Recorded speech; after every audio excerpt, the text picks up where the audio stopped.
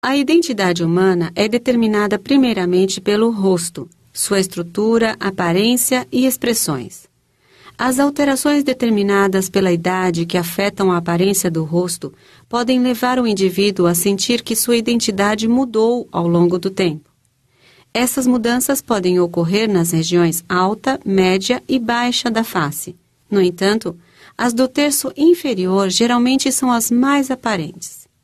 As modificações incluem o desenvolvimento de linhas profundas nas bochechas e em torno da boca, flacidez e excesso de pele nas bochechas, linha da mandíbula e pescoço e dobras ao redor do pescoço. Na maioria das vezes realizada entre os 45 e 55 anos, o lifting facial do terço inferior pode ajudar a diminuir rugas profundas, papadas e flacidez e dobras do pescoço, restaurando uma aparência mais firme e jovem.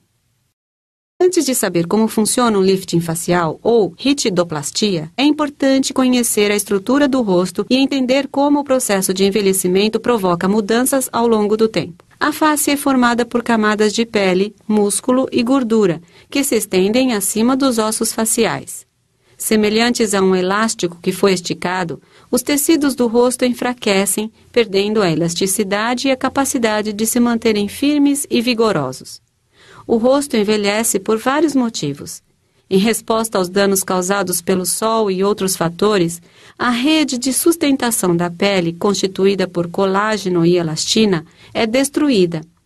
Consequentemente, a pele perde parte de sua estrutura e elasticidade e fica flácida. Além disso, os músculos faciais enfraquecem e se distendem, e os depósitos de gordura, que normalmente dão à face um aspecto arredondado e suave, descem e diminuem, criando áreas fundas. Essas mudanças juntas criam rugas profundas, papadas e flacidez da pele na parte baixa do rosto. Existem vários tipos de lifting facial, sendo que cada um corrige uma determinada área da face. Por exemplo, o lifting do terço inferior rejuvenesce a parte baixa do rosto. As mudanças causadas pela idade que acometem as porções superior e média do rosto geralmente são corrigidas com o lifting da testa e do terço médio da face, respectivamente. No lifting facial do terço inferior, os tecidos conjuntivo e muscular subjacentes, conhecidos como SMAS, são elevados, a pele do rosto esticada e o excesso de pele removido.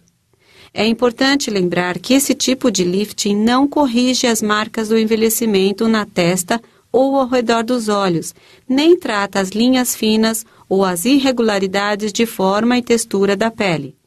O médico pode ajudá-lo a determinar o procedimento mais adequado e se um procedimento adicional, como blefaroplastia ou peeling, produziria um rejuvenescimento facial mais amplo.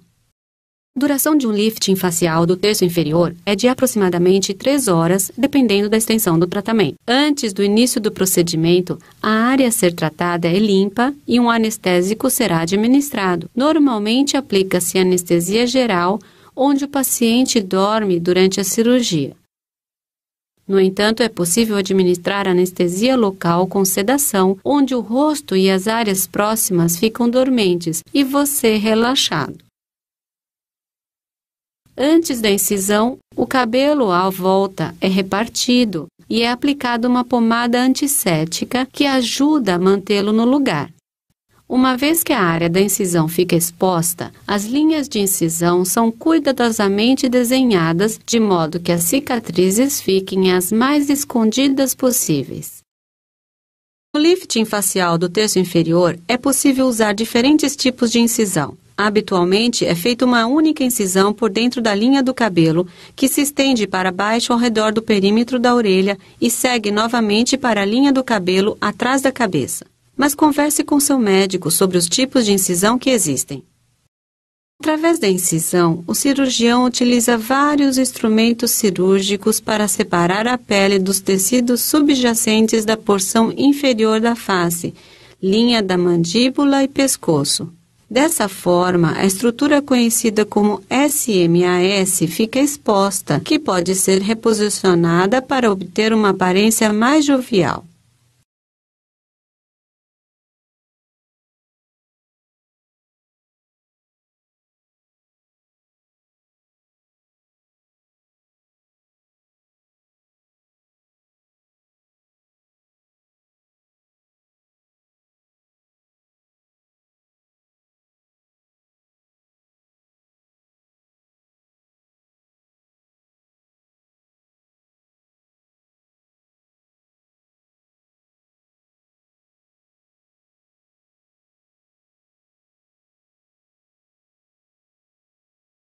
SMAS é uma camada de tecido composto por músculos e tecido conjuntivo fibroso.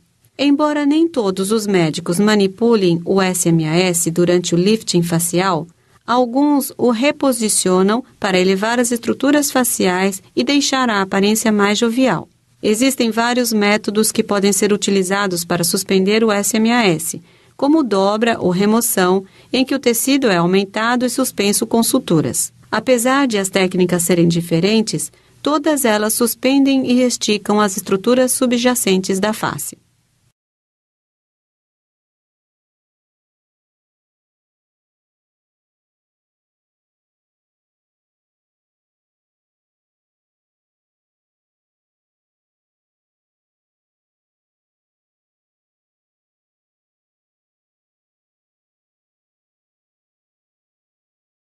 Se o lifting do pescoço estiver sendo realizado com o lifting facial, será feita uma pequena incisão sob o queixo.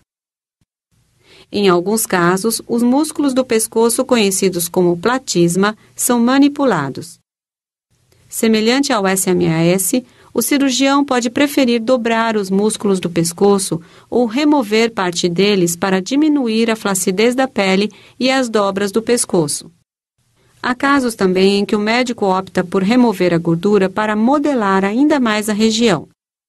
Se estiver preocupado com a aparência do pescoço, veja com seu médico as diferentes opções de tratamento.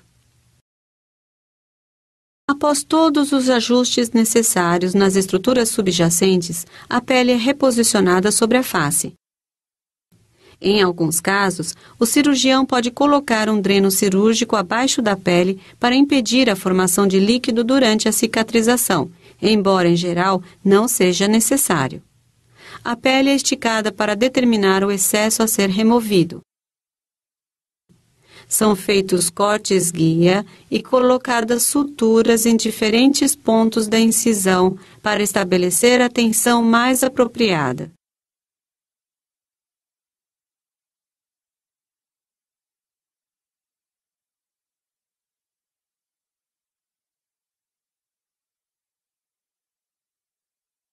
O cirurgião remove o excesso de pele ao redor dos contornos naturais da face e fecha o restante da incisão com suturas adicionais. Embora alguns médicos prefiram não utilizar curativos, outros podem aplicar uma bandagem mais frouxa ou uma malha de compressão para agilizar o processo de cicatrização. Essa malha é apertada e ajuda a diminuir o inchaço, evitando a formação de líquido, além de proporcionar conforto e sustentação. Apesar de as bandagens frouxas serem removidas em questão de dias, as malhas de compressão normalmente são usadas por algumas semanas. Como em todo procedimento cirúrgico, o paciente pode sentir dor, inchaço e apresentar hematomas, que desaparecerão em algumas semanas. Caso seja utilizado um dreno cirúrgico, ele geralmente será retirado um dia após o procedimento, e as suturas que não são absorvidas são removidas de 7 a 10 dias. Embora já se sinta apto a retornar ao trabalho em 1 ou 2 semanas, recomenda-se evitar atividades pesadas, como a prática de exercícios ou levantamento de peso, por até 3 semanas, de modo que seu corpo tenha tempo suficiente para cicatrizar. Os primeiros resultados normalmente aparecem logo após o procedimento e ficam ainda mais evidentes em 2 ou 3 semanas, à medida que o inchaço e os hematomas vão desaparecendo. Como o processo de cicatrização é diferente em cada pessoa, o resultado final pode demorar meses. É importante lembrar que, embora as cicatrizes sejam permanentes, elas normalmente ficam escondidas por dentro da linha do cabelo. Apesar do lifting facial não impedir o processo de envelhecimento, ele pode diminuir drasticamente a flacidez da pele do rosto e pescoço, mantendo seu aspecto jovial por muitos anos.